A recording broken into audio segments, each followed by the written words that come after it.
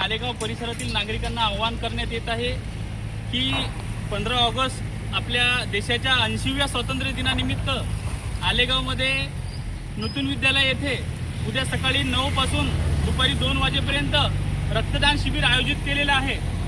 या आपल्या शरीरातील रक्ताचं फार महत्त्व आहे। प्रत्येक व्यक्ती 90 दिवसानंतर रक्त देऊ शकतो।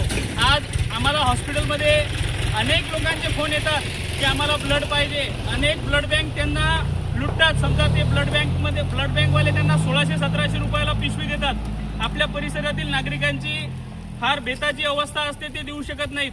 आम्ही जो कॅम्प ठेवलेला आहे, प्रत्येक नागरिकाला प्रमाणपत्र वाटप करण्यात येणार आणि प्रमाणपत्रासोबत ज्यांच्याकडे आपल्या ब्लड कॅम्पमध्ये ब्लड डोनेशनचं प्रमाणपत्र असेल त्यांना त्या प्रमाणपत्रावर ठाकरे ब्लड बँक येथे 800 रुपयात रक्त मिळेल।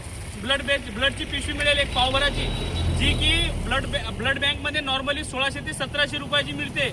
आणि ब्लड डोनेट करणं हे काळाची आज गरज बनलेली आहे। माझी सर्व आलेगाव परिसरातील सर्व गावातील नागरिकांना आव्हान आहे, विनंती आहे की आपण ब्लड डोनेट करावं।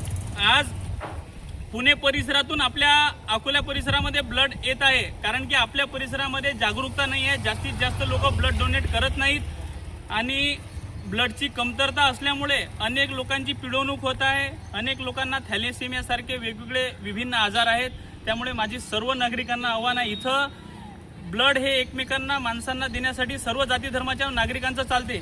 इथं बौद्ध समाजाचं बी माणसाचं रक्त चालते, मुस्लिम समाजाचं बी चालते, हिंदू समाजाचं बी चालते, सगळ्यांचं चालते। रक्तामध्ये देवानं भेदभाव केलेला नाही। त्यामुळे सगळ्या जाती धर्मातील लोकांनी मोठ्या संख्येनं ब्लड डोनेट करण्यासाठी या।